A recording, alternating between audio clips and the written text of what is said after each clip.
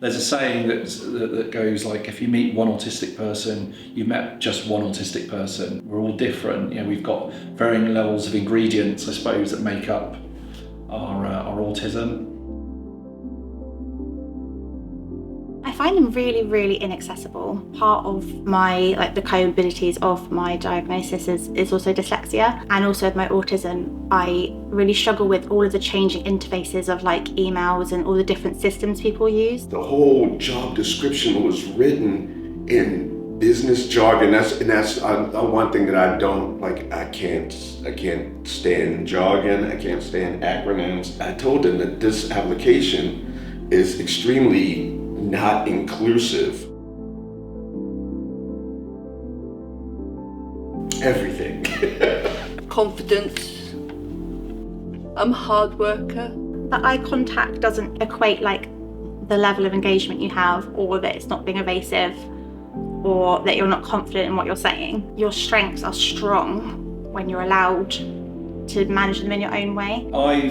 Within a few months ago, I've changed line manager in the job I do. I said, look, as part of this, I need to probably inform you that, you know, I'm autistic and I've got ADHD. You know, it's a classic, I guess, layman's reply back, which is, okay, so what does that mean then? There's a real lack out there in general, not just in organisations, in terms of education on what it means to be autistic or to have ADHD or dyslexia or any one of the neurodivergent conditions. I think people, certainly of my age and older, don't have a diagnosis, so they're self-diagnosed, therefore they probably feel hesitant in putting that down. I've received a diagnosis since being employed with Age UK, and there hasn't been a mega change in how they support me because they were already supporting my needs. My neurodiversity, it made me move into my role with ease. Like, it made me insightful, it made me good at my job.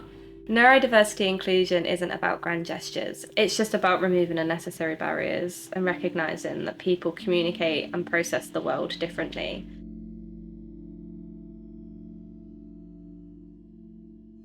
To avoid reliance on an informal network of sort of social chatting around the office, all opportunities are communicated in writing with defined expectations and a selection criteria, and clear progression frameworks which outline the skills and behaviours required at each level, so everything is clear from the get-go.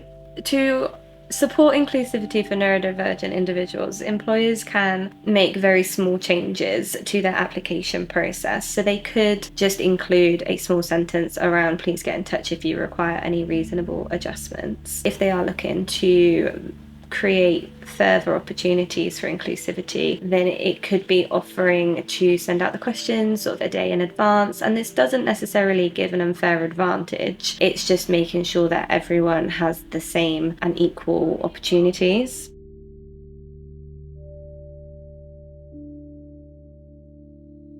To support the different processing styles of people with conditions such as ASD or ADHD, we offer multiple formats of learning. So it can be written work, it can be recorded sessions and self-paced options. The first thing you should do is to ask how they work best, because everybody works differently, everybody has their own sort of strengths. It could be that the lights are dimmed, it could be having their desks at the side of the room or facing the door, having some personalised onboarding and maybe sort of like a buddy system on their first day, just so that they're not walking into an office, you know, not knowing anybody. It makes absolute business sense to make simple adjustments in your workplace so that you can recruit and employ and retain neurodivergent graduates, neurodivergent individuals generally, who will help your business thrive. They have real skills that they can bring to your company.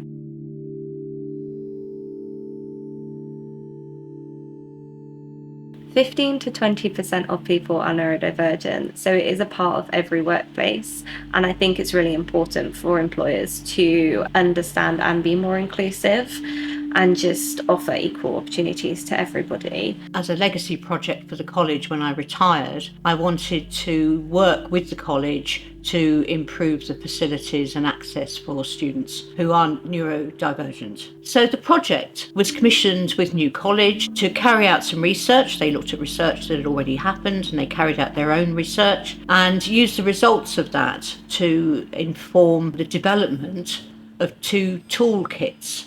Employers can contact the college to ask for access to the employer toolkit, which is free. Swindon and Gloucestershire Mind at the moment are working in collaboration with the Wiltshire Service User Network and Bath Mind to support employers to recognise the reasonable adjustments that they can make to support sustainable employment. The ICB have offered this funding led by Swindon and Gloucestershire Mind Autism Service so that we can use our expertise to support employers and promote inclusivity locally. There are some key takeaways that employers can take from this webinar, and that would be to recognise the strengths and potential that neurodiverse individuals can offer and expand the organisation's knowledge and training to reduce that stigma. They could offer alternative interview processes, so for example, trial mornings or portfolio evidence, because not everyone thrives in interviews and quickfire questions. Ask how they work and communicate best and then try to act accordingly.